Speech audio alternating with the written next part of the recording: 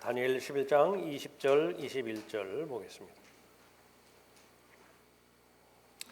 지난주에 우리가 살펴봤던 것은 시리아의 안티오코스가 죽었죠. 로마와의 평화 조약을 맺었습니다. 아파미아 조약이라고 하는 조약을 맺었습니다. 그 조약을 맺은 결과 지금까지 얻었던 모든 재산들, 또 소아시아를 정복해서 얻은 거의 대부분의 영토를 다 잃어버렸죠. 또 로마와의 그 평화 조약의 내용 가운데 전쟁 비용을 치러야 되는데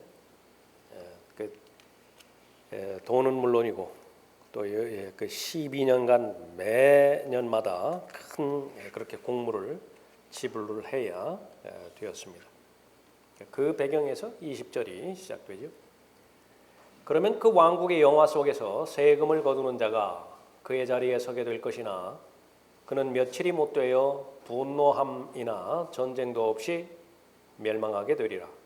또 그의 자리에 한 비열한 사람이 서리니 사람들은 그에게 왕국의 명예를 주지 아니할 것이나 그는 평화롭게 와서 술책으로 그 왕국을 얻을 것이며. 오늘 이렇게 살펴볼 20절 이후에 살펴볼 내용을 두 가지로 나누어서 우리가 살펴봅니다. 첫 번째로는 역사적인 적용, 이미 일어났던 역사적인 적용을 먼저 살펴보고, 그 다음에 예언적인 내용, 주로 대환란 때, 대환란 바로 직전에 일어나게 될 그런 일들을 말하죠. 그 부분을 살펴봅니다.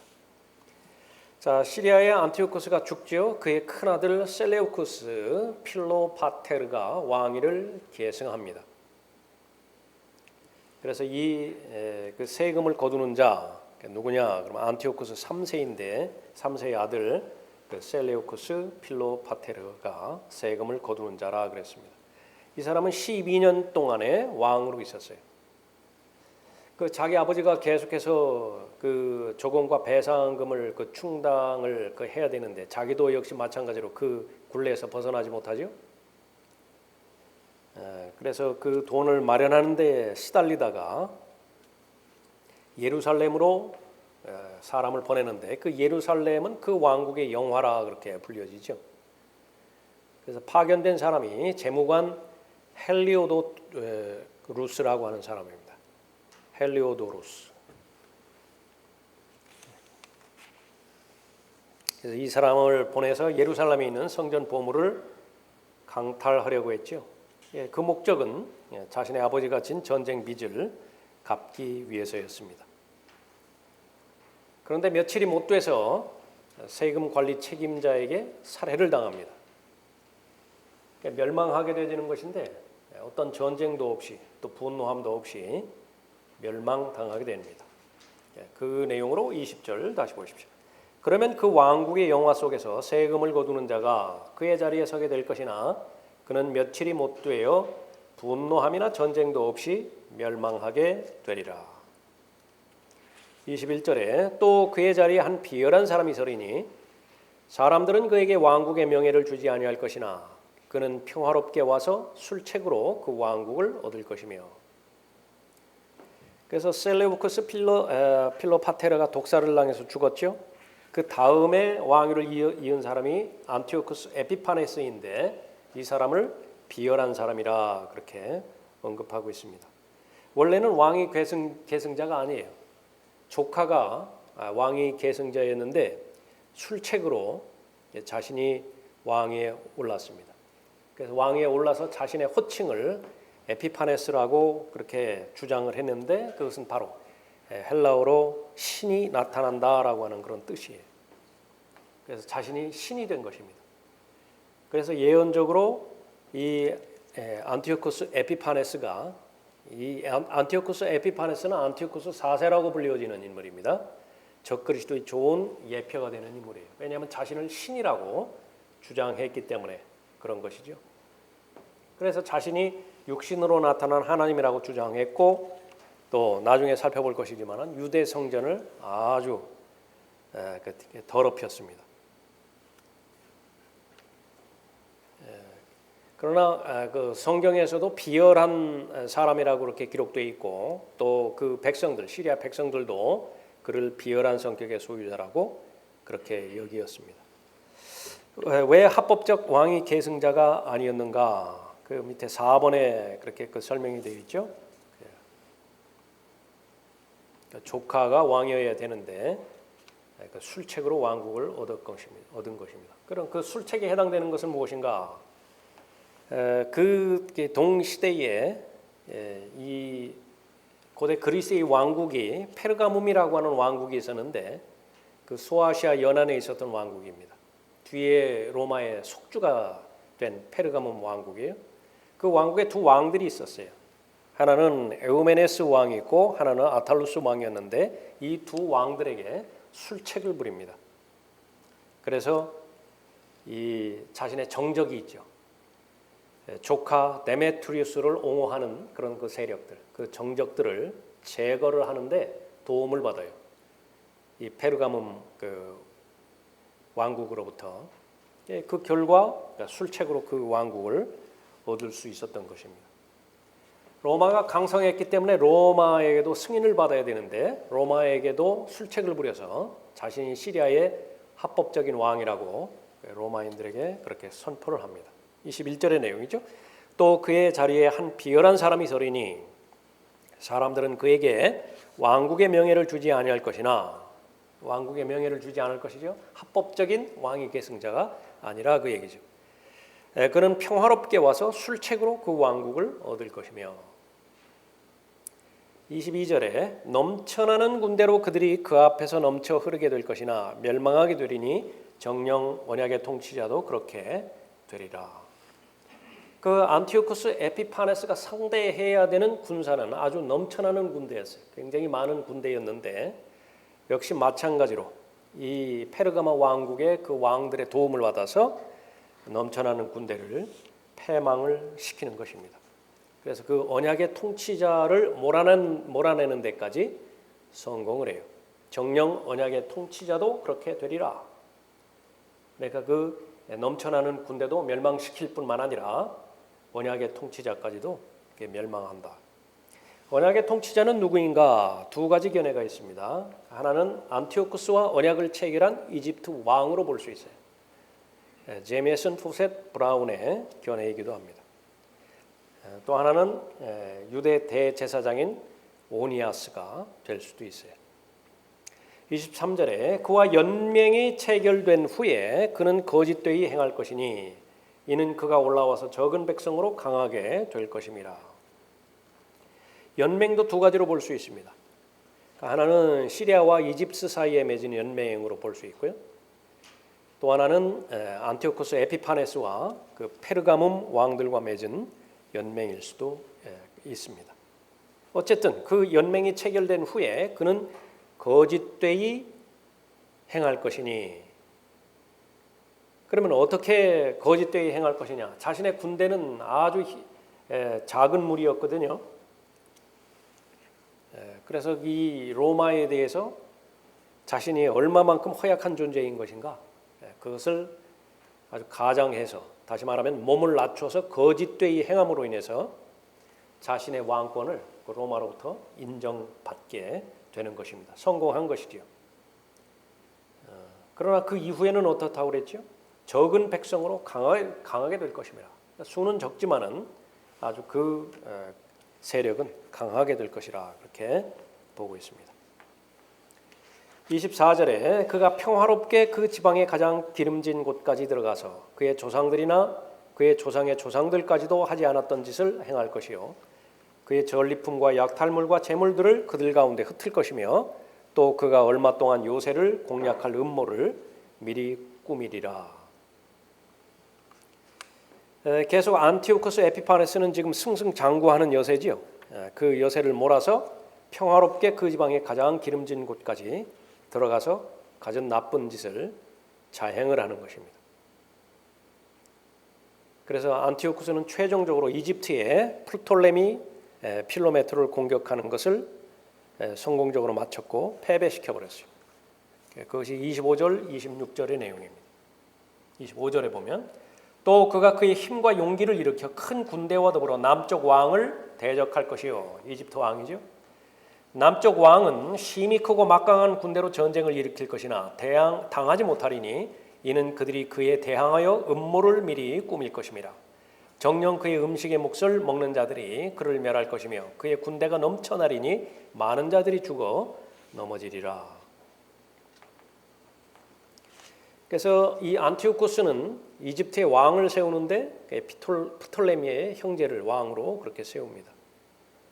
그래서 이집트와도 평화 정상회담을 그렇게 갖는 것이에요. 그래서 한결같이 이 안티오쿠스 에피파네스가 가장 중요하게 여겼던 그 계략은 평화입니다. 앞으로 적그리스도도 마찬가지로 대환란 때에 이 평화를 무기로 쓰죠.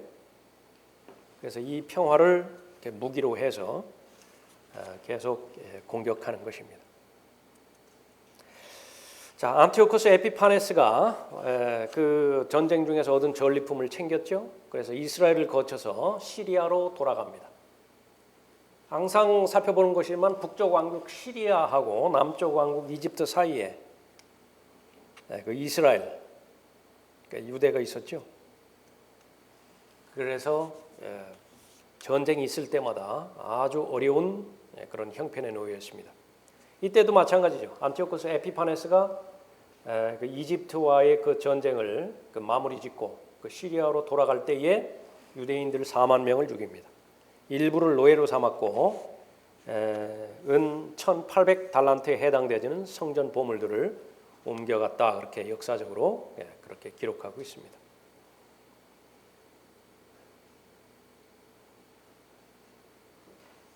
(29절에) 보면은 그 정해진 때가 나와요. 그것이 이제 28절이었는데 28절부터 보죠. 그때에 그가 큰 재물을 가지고 자기 땅으로 돌아갈 것이요 그의 마음은 거룩한 언약을 거스를 것이며 그가 임의로 행동하고 자기 본토로 돌아가리라. 정해진 때에 그가 돌아와서 남쪽으로 올 것이나 그것이 이전이나 이후만 못하리라. 그래서 이 29절에서 말하는 정해진 때는 안티오쿠스가 BC 168년 봄에 알렉산드리아를 공격할 때로 그렇게 여겨집니다. 그러나 그 이전의 전쟁에 비하면 그렇게 별 볼 일 없는 오죽자는 전쟁들이었어요. 30절에 보면 이는 키팀의 배들이 그를 대적하러 올 것임이라. 그러므로 그가 낙심하여 돌아가며 거룩한 언약에 대하여 분노를 품을 것이요 그가 그렇게 행하리니 그가 돌아가서 그 거룩한 언약을 버린 자들과 더불어 이해를 도모하리라. 지금은 간략간략하게 계속 넘어갑니다. 역사적으로 어떻게 이루어졌는가 그것만 우선 살펴보는 것이에요. 그래서 30절에 나오는 키팀의 배들, 그것은 로마의 함대이고요. 로마의 함대와 관련돼서 이렇게 안티오쿠스가 이렇게 집으로 돌아가는 것을 볼 수 있습니다. 자, 여기에서 이제 이스라엘과 관련돼서 중요한 일들이 일어나죠. 이집트를 얻고자 하는 자신의 목표가 좌절됩니다. 그래서 그 실패를, 그 불만을 유대인들에게 다시 돌리죠. 그래서 거기에서 그때 일어난 사건이 성전 모독 사건이에요. 그래서 성전으로 들어가서 돼지를 제단의 희생제물로 바치죠. 유대인들이 가장 끔찍히 싫어하는 그 돼지를 잡아서 돼지 피를 그렇게 뿌린 것입니다. 그래서 돼지 피를 지성소에 뿌렸고 또 제우스상을 제단에 세웁니다. 주피터상이라고 하죠. 그 제물들을 그 제우스상에게, 우상에게 바쳤어요. 그리고 한 법을 만듭니다. 법의 내용은 무엇인가? 그 땅에 있는 모든 유대인들은 자신들의 종교를 버려야 돼요. 그리고 이방인으로서, 헬라인으로서 마땅히 섬겨야 되는 제우스 신을 섬기라, 그렇게 법을 만드는 것이. 이 역사적인 사건이 이루어지면서 동시에 그 대환란을 연상해 보면 왜 안티오쿠스 에피파네스가 적그리스도를 가장 강력하게 예표하고 있는 인물인지 잘 이해가 될 수 있겠죠. 그러니까 유대인들은 일부는 받아들였지만은 마카비들은 받아들이지 않았습니다. 거기에 마카비 반란이 일어나는 것이죠. 32절부터 34절 그 부분을 이 마카비 기간에 적용시켜서 한번 읽어봅니다. 32절에 또 그가 언약을 거슬러 악하게 행하는 그런 자를 술책으로 파멸시킬 것이나 자기들의 하나님을 아는 백성은 강해져서 임의로 행동하리라. 백성들 가운데 깨달은 자들이 많은 사람을 가르칠 것이나 그래도 그들은 칼과 불꽃과 사로잡힘과 약탈당함으로 여러 날 동안 붕괴되리라. 그들이 무너지면 그들은 적은 도움으로 도움을 받을 것이나 많은 사람들이 술책으로 그들에게 밀착하리라. 그래서 스코필드나 라킨 같은 경우에 32절에서 34절을 마카비 기간에 적용시키는 것입니다.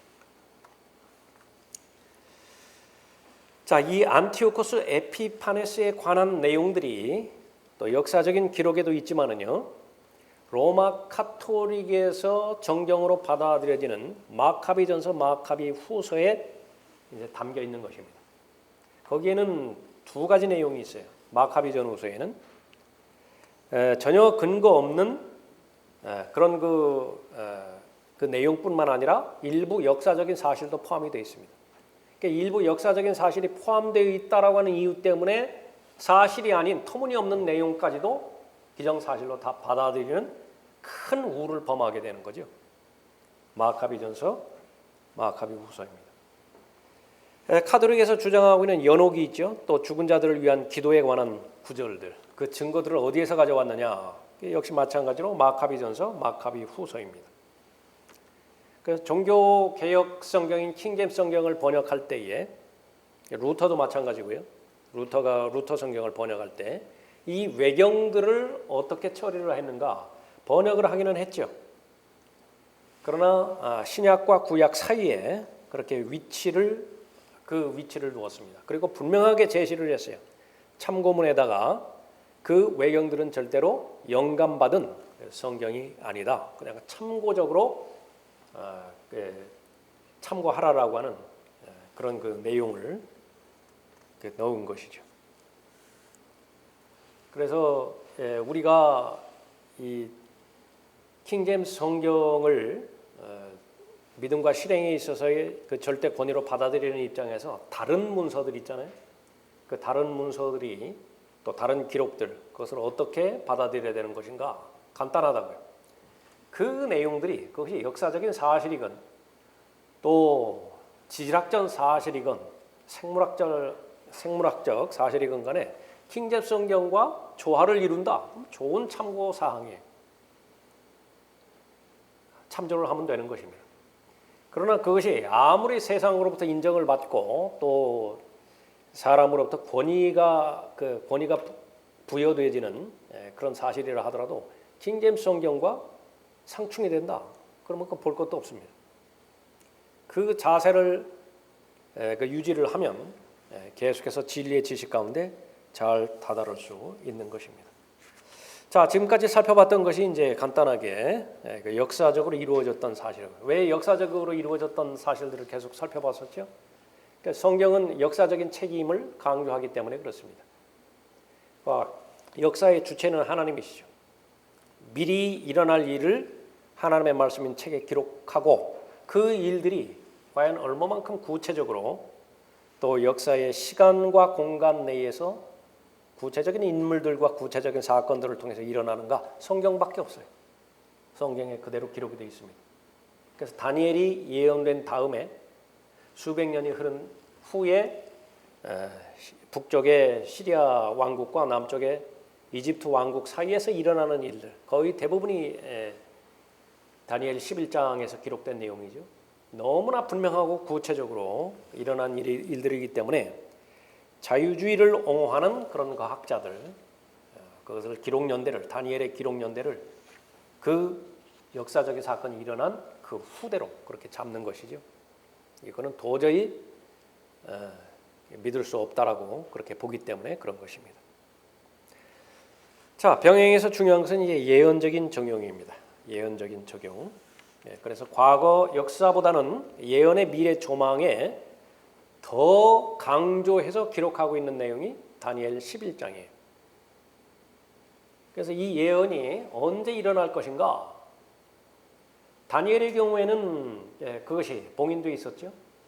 그러나 계속해서 신약 성경을 통해서 바울을 통해서 점진적으로 더 계시해 주셨고 궁극적으로는 요한을 통해서 요한 계시록을 통해서 언제 구체적으로 일어날 것인가, 그것을 더 점진적으로 더 확고하게 분명하게 계시해 주셨습니다. 그렇지만 우리가 가지고 있는 이 성경의 전체적인 내용을 살펴본다 하더라도 그 정확한 그 지점과 또 그 부분들을 알 수 없는 영역은 분명히 있어요. 대환란에 일어날 일들은 분명하게 일어난 부분이지만은, 그러나 중요한 것은 반드시 일어나는 것입니다. 이중 적용이지요. 역사적으로 한번 일어났고 예언적으로 한번 반드시 더 일어나는 것입니다. 다시 20절로 와서 예언적인 적용을 살펴보죠.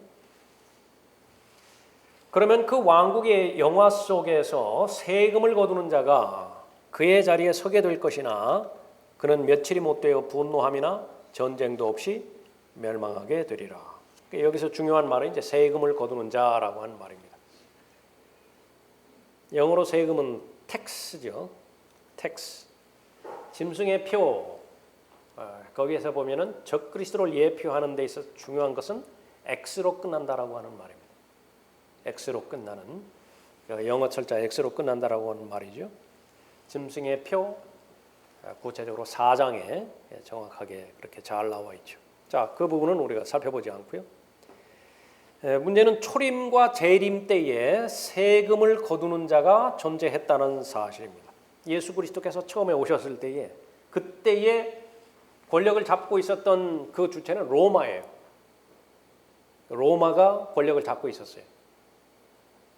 로마의 황제가 칙령을 내리는데 그 칙령을 내렸던 황제는 카이사 아우구스토였죠. 누가복음 2장 1절에 보면 당시에 카이사 아우구스토로부터 한 칙령이 내려 온 세상이 조세 등록을 하게 되었는데, 이 조세 등록은 쿠레뇨가 시리아의 총독이었을 때 처음 실시된 것이었더라. 목적은 세금을 철저하게 거둬들이기 위함이었죠. 그래서 조세 등록이 있었습니다. 이 팔레스타인은 처음으로 있는 조세 등록이에요. 그 전까지는 없었습니다. 그래서 그 시점은 예수 그리스도의 탄생의 시점이었었죠. 2장 4절에도 보면 요셉도 갈릴리 나사렛 성읍에서 유대 다윗의 성읍 즉 베들레헴이라는 곳으로 가니 이는 그가 다윗 가문의 계열이기 때문이더라. 그가 자기와 정혼한 아내 마리아와 함께 조세 등록하러 갔는데 그녀는 아이로 인하여 배가 불렀더라. 그들이 그곳에 있는 동안 날이 차서 그녀가 해산하게 되었더라. 로마는 바빌론의 유형이지요. 아주 강력한 유형입니다. 요한계시록 17장 18장에는 바빌론이 아주 구체적으로 나오지요. 그래서 이 로마가 바빌론의 유형인데 무엇을 하게 되는 것이냐? 조세 등록을 하는 것입니다. 그래서 이 카이사가 짐승에 달려있는 7머리 가운데 하나라고 하는 것이 요한계시록 13장 그 대표적으로 그렇게 나와 있는 그런 부분이죠. 그 모두가 다 조금 전에 살펴봤던 적그리스도가 영어 철자 X로 끝난다라고 하는 그 부분을 강조하는 것인데, 거기에 있는 것처럼 이 세금이라고 하는 말을, 텍스라고 하는 말을 인구조사, 뭐 센서스라든지 인롤먼트라든지 이 부분으로 다른 변개된 성경은 다 바꿔버림으로 인해서 적그리스도를 추적하지 못하게 그렇게 만들어버렸습니다. 자, 초림 때 일어났던 상황은 그대로 재림 때 그대로 이루어지죠. 왕이 동일한 왕이기 때문에 그렇습니다. 이 재림 때에도 초림 때에 유대인들이 팔레스타인에 있었던 것처럼 재림 때에도 팔레스타인에 유대인들이 집결할 것이에요. 다만 회심하지 않은 채에 이제 집결할 것입니다. 초림 때도 그랬지만은요. 그때의 권력을 잡고 있었던 그런 그 세력도 동일한 로마입니다. 다만 이제 종교 로마가 주축이 돼서 세력을 그렇게 잡을 것이지요. 본문에서 살펴보는 것처럼 재림 때도 세금을 거두는 자가 있을 것입니다. 그래서 단일 정부, 단일 경제, 그것이 어디를 향해서 나가는 것이냐? 그러면 이제 독재예요. 경제도 그렇게 거머쥐어서 전 세계인들을 대상으로 해서 이 납세의 압력을 그렇게 이제 불어 넣을 것입니다. 그래서 그 납세의 그 적그리스도가 그 돈을 통제를 해서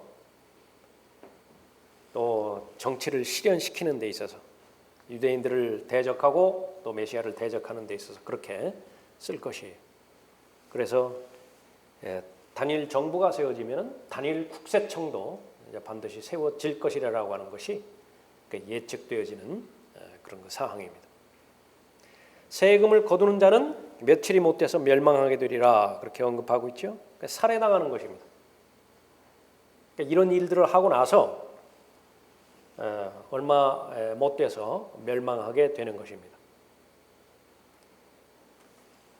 그러면 이 두 가지가 다 적그리스도로 예표되어지는 것입니다. 세금을 거두는 자도 적그리스도이지만요.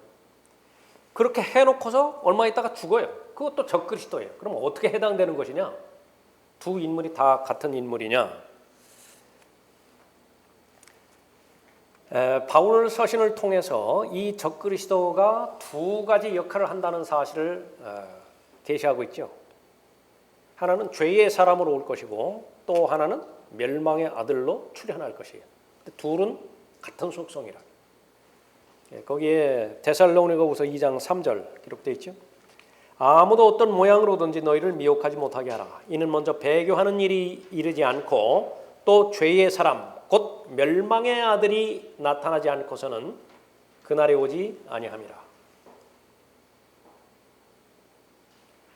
그래서 이 대환란이 오기 전에 배교가 우선 실행이 될 것이고요. 그 다음에 적그리스도가 출현하게 될 텐데 처음에는 죄의 사람으로 출현하고 그 다음에는 멸망의 아들로 출현하게 될 것이라고 하는 것입니다.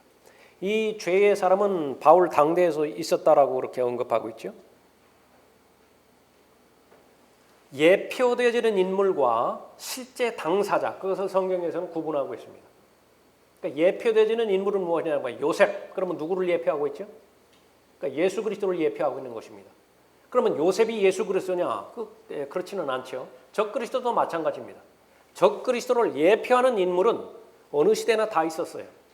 예수님 당시에도 있었고 바울 당시에도 있었고 지금 이 시대에도 다 있는 것입니다. 그러니까 누구를 예표하는 것이냐 그러면 바로 곧 다가올 적그리스도를 예표하고 있는 것입니다. 그런데 그 죄의 사람은 무엇과 가장 관계가 있는 것이냐면 종교 지도자예요. 우상 목자라고 하는 이름을 부여받게 되는 것입니다. 그래서 양무리를 이끌고 있기는 있어요. 그러나 가짜 양무리라고. 교회도 있어요. 성경도 있어요. 설교도 하고 가르침도 줘요. 그래서 그런 여러 가지 면들을 살펴봤을 때 가장 강력한 대상이 교황들입니다. 수많은 교황들이 있었죠. 예수님 당대에서도 사람을 보고서 아버지라고 부르지 말라고 했었는데 끝까지 아버지라고 부른다. Holy Father라고 부른다.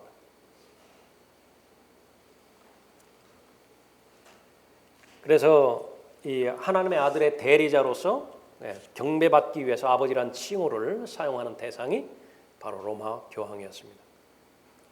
그 다음에는 이제 멸망의 아들로 나타나는데 그러면 어떤 과정을 통해서 나타나는 것이냐? 이 죄의 사람이 이제 이 다니엘에 있는 것처럼 죽어요. 살해당한다고요. 죽은 자들로부터 이제 부활할 것입니다. 마치 예수 그리스도께서 죽은 자들로부터 부활하신 것처럼 그대로 모방하는 거예요. 그대로 따르는 것이에요. 그러면 이제 이 멸망의 아들이 그 부활의 과정을 통해서 출현하는 것입니다. 교재에 보시면 죄의 사람이 곧 멸망의 아들이 된다 그랬죠. 육화된 사탄을 말하는 것입니다. 예수님께서 그 신원을 밝혀주셨는데 요한복음 6장 70절이었어요. 내가 너희 12를 택하지 아니하였느냐. 그러나 너희 중에 하나는 마귀니라. 사람이 아니에요. 그 12 가운데 하나, 마귀인 하나는 유다 이스카리오죠. 유다 이스카리오. 그러니까 유다 이스카리옷이 여러분 요한복음 이제 그 살펴보면서 왜 그 사람이 시리아 출신이냐라고 하는 것을 그렇게 그 강조해서 살펴봤죠. 시리아가 왜 있죠? 다니엘 11장에 시리아가 얼마나 반복이 돼요. 그 시리아로부터 온다고요. 그런데 이제 다음 시간이나 그 정도에서 살펴볼 것이지만 유대인이에요. 자기 조상들의 하나님을 모독하는 자라고요.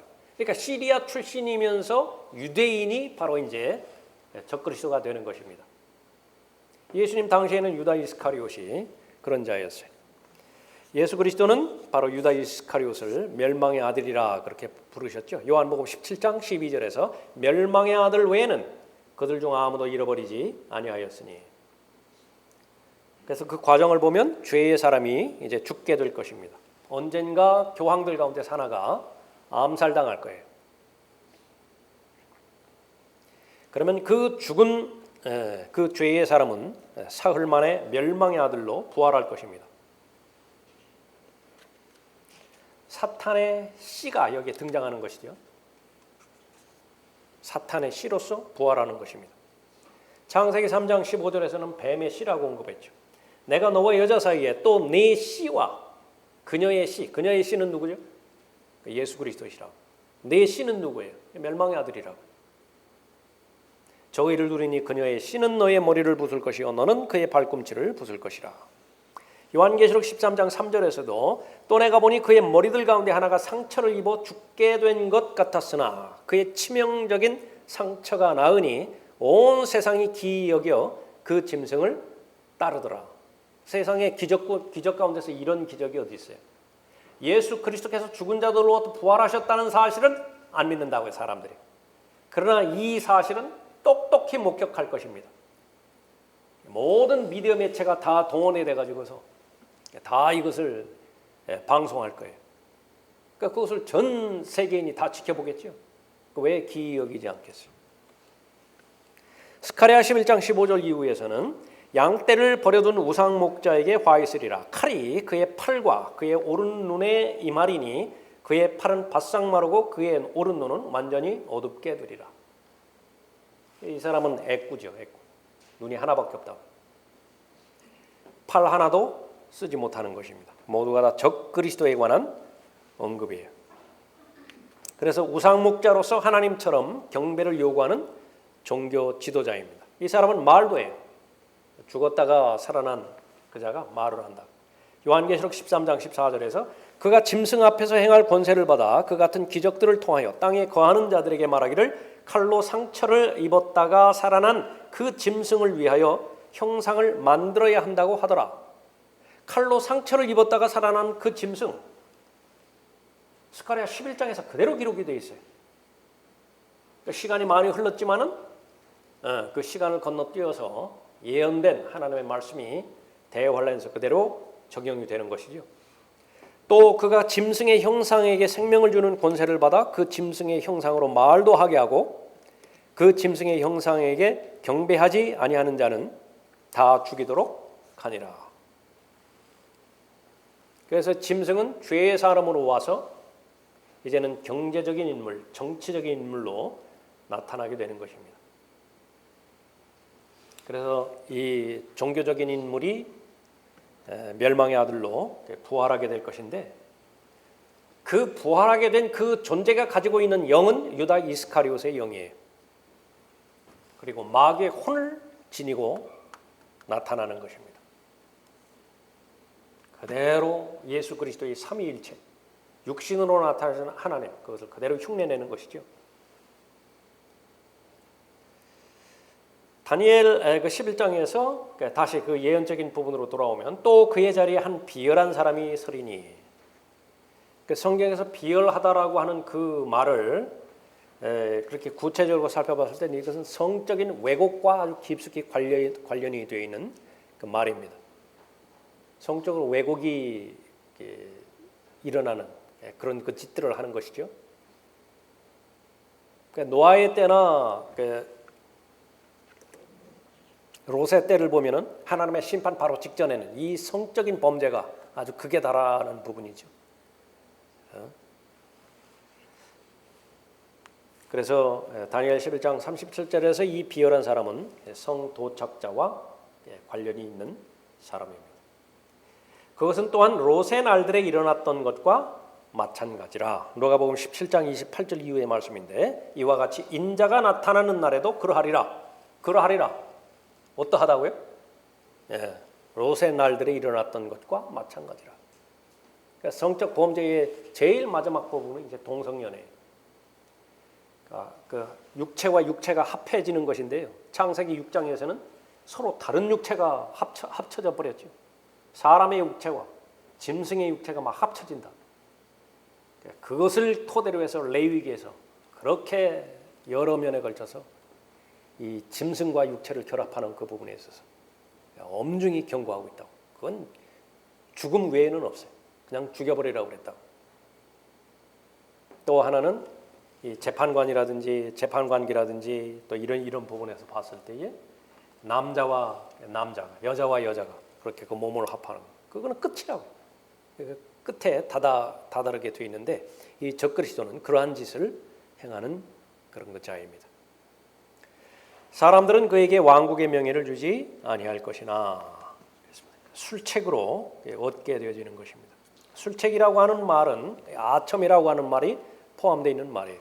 욥기 17장 5절에서 자기 친구에게 아첨하여 말하는 자는 그 자식들의 눈마저 먹을 것이라 했습니다.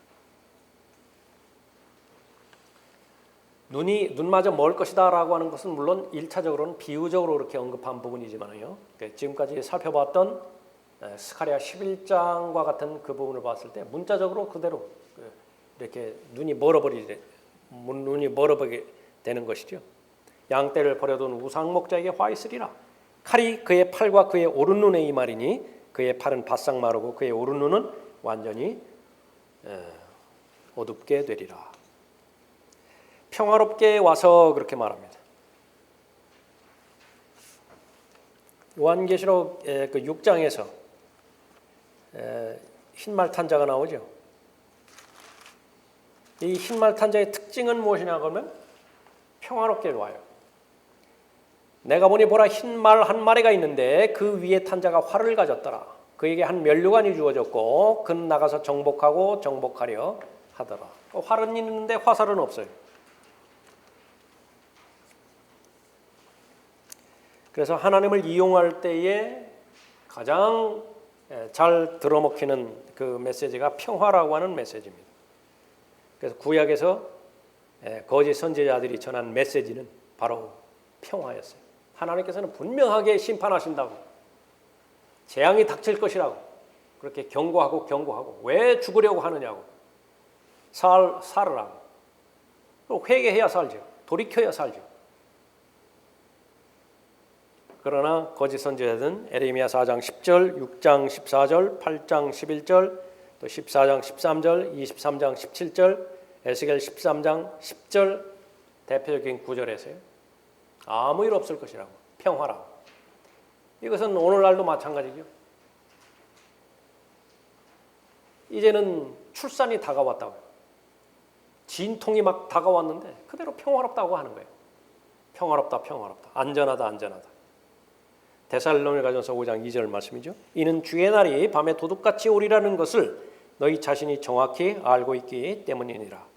그들이 평안하다, 안전하다고 말할 때에 아이벤 여인에게 진통이 오듯 갑작스런 멸망이 그들에게 임하리니 결코 피하지 못하리라.